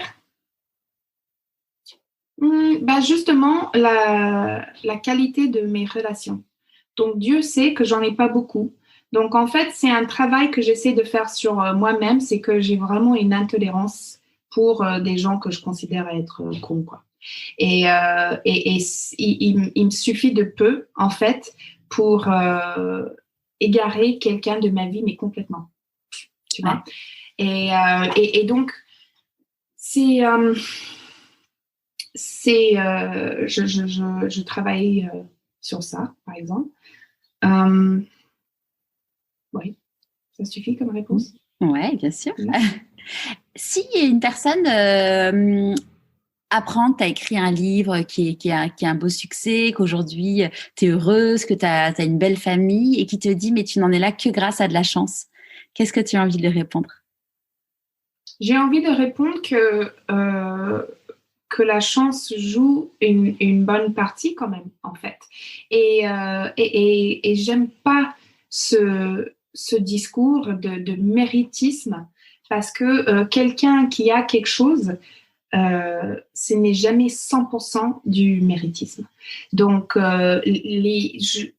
j'ai eu la chance d'être née dans le Canada et non pas dans le Ouganda.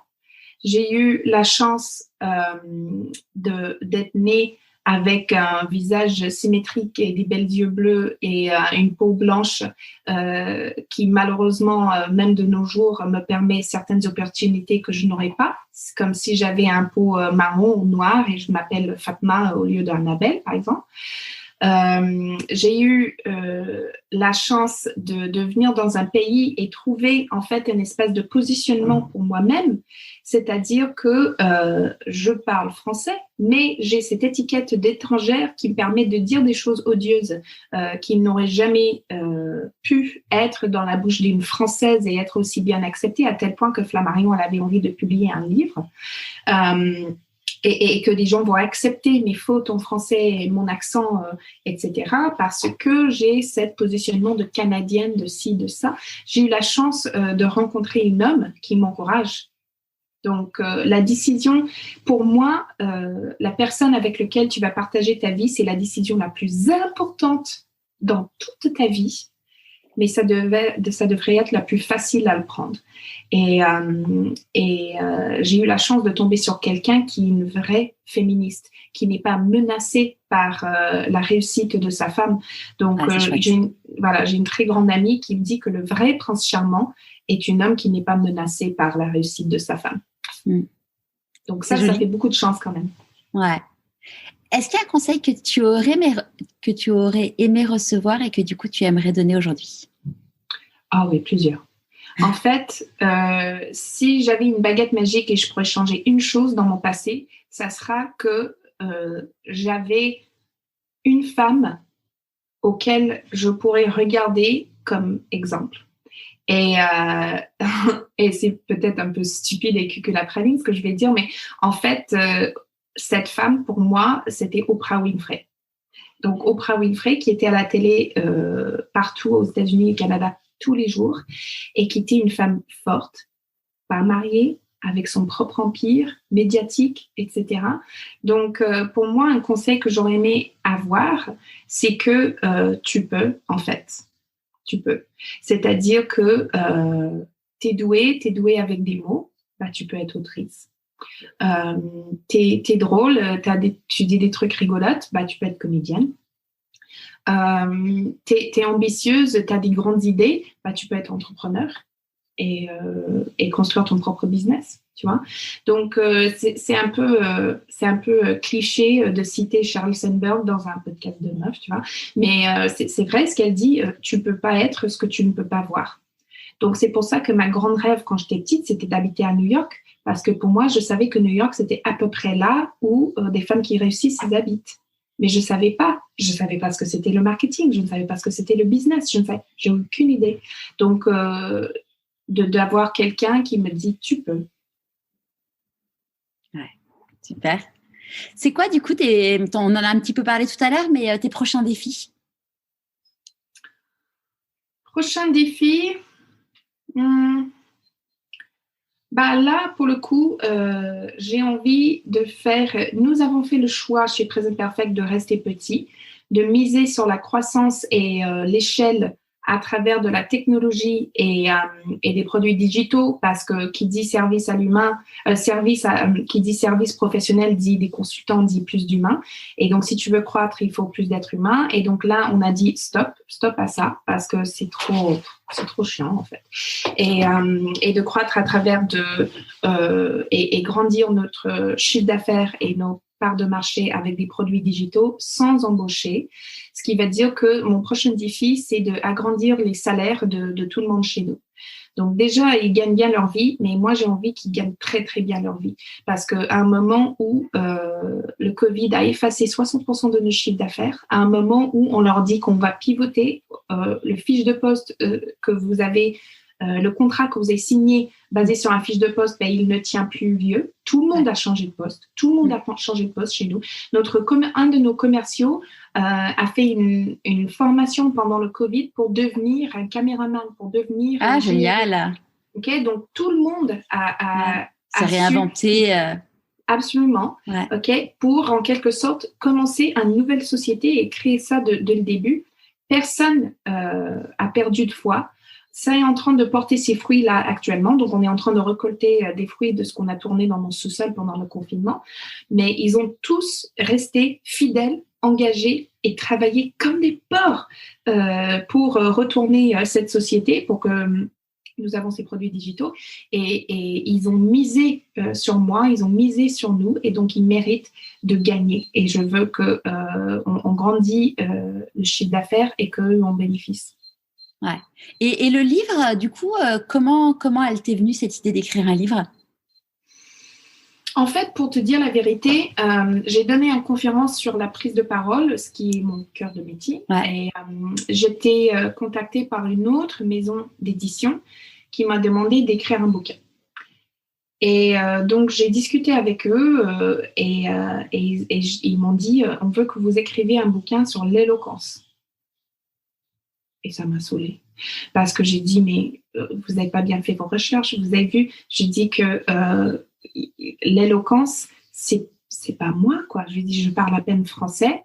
Je m'habille dans du Zara et du H&M avec un carré Hermès et des chaussures Hermès, histoire de pouvoir circuler dans des tribus que je veux signer pour qu'ils ne me voient pas comme un outsider, quoi.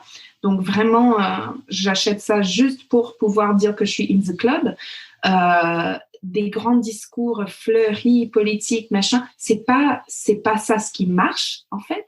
La prise de parole, ce qui marche, c'est la sincérité, c'est la possibilité à, justement, défleurisser sa langage pour pouvoir toucher des cœurs des gens. Quand on étudie, on regarde le niveau de complexité de langage qu'on a dans les plus grands discours de l'histoire, que ça soit Charles de Gaulle, l'appel à la résistance à la radio en 45, ou que ça soit, Charles de Gaulle, Paris libéré sur la place de l'Étoile en 45, ou Martin Luther King, I Have a Dream, ou Barack Obama, ou même François Hollande, moi président. Dis ce que vous voulez sur François Hollande.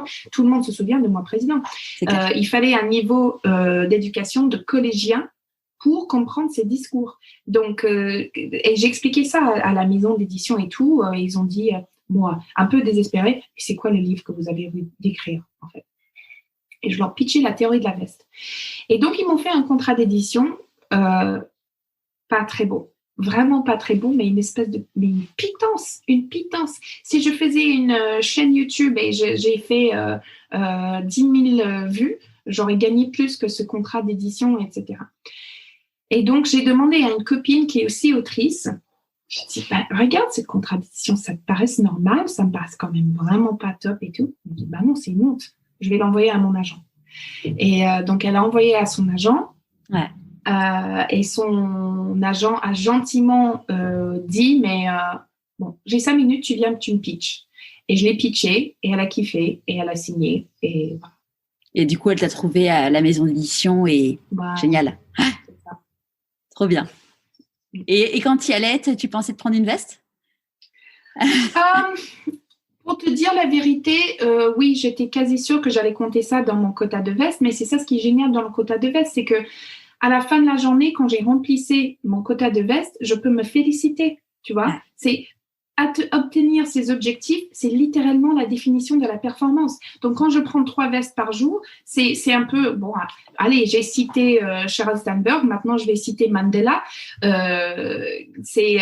Moi, je n'échoue jamais, soit je gagne, soit j'apprends. Donc, c'était vraiment ça. Je veux dire que pour moi, ça serait une veste. Si c'était une veste particulièrement douloureuse, je l'aurais compté comme 2, et puis voilà. Ouais. À qui as-tu envie de dire merci et pourquoi avant qu'on se quitte? Pardon? À qui as-tu envie de dire merci et pourquoi avant qu'on se quitte? Déjà, j'ai envie de dire merci à mon équipe parce que je ne suis pas une patronne facile. Je suis exigeante et eux, ils me supportent et ils me challengent. Donc là, je vais les remercier. Un truc bizarre et les gens parfois ils froncent le sourcil quand je le dis, mais j'ai absolument envie de dire merci à ma nounou parce que sans elle rien de tout ça sera possible. Non, mais je te promets que c'est vrai. Je vais dire que mais la charge mentale que je me libère en fait, et c'est une autre point de friction, j'ai envie de dire, entre moi et ma mère, c'est que je cuisine seulement pour le plaisir. Je sais même pas comment marche ma machine à laver et j'ai pas envie de savoir. Ça m'intéresse pas. Pourquoi faire? Chacun son métier. Je nettoie pas ma propre maison. Okay? Et ce qui va dire que je fais que des parties de femmes au foyer, parce qu'en quelque sorte, le télétravail, c'est être une femme au foyer. Mais qui m'intéresse et dont je pense que je peux générer de la valeur. Donc là, je dis un énorme merci à Cathy, qui pendant longtemps gagnait plus que moi au début. Mais, et aussi à mon mari, qui m'encourage tout le temps. À plein de monde, en fait. C'est à mon agent, à mon associé, à mon éditeur, à ma maison d'édition, à la dame qui gère les publications internationales à New York, à plein de gens, à l'école de mes enfants, plein. Merci beaucoup, Annabelle. Et puis, moi, j'en profite pour remercier Stéphanie qui nous a mis en relation. Et moi, je te remercie, Charlotte, parce que quelle générosité dans cette interview. J'ai dit, quand j'ai vu 2 heures, j'ai dit, mais non, c'est pas 2 heures. J'ai dit, personne n'interviewe quelqu'un d'autre pour 2 heures. Je dis, mais qu'est-ce que je vais pas avoir des choses à dire. Et finalement, ta générosité et ta capacité à faire parler des gens, c'est évident. Qu'est-ce que tu foutais autant que chief marketing, machin. Quel dommage que t'as pas pu se rendre compte 10 ans plus tard qu'on aurait pu avoir 10 ans de plus de ta merveilleuse podcast. Donc, merci à toi. Merci beaucoup, Annabelle. À très vite, j'espère. À très vite. J'espère que ce nouvel épisode vous aura plu. Envie de lire le livre d'Annabelle? Rendez-vous sur Instagram et LinkedIn. 10 exemplaires sont à gagner. Autrement, vous le retrouverez dans toutes les librairies. Je vous mets le lien sur le blog pourquoipasmoi.co. Nous nous retrouvons jeudi prochain pour le 50e épisode de Pourquoi pas moi avec l'incroyable Raphaël Giordano. Au revoir.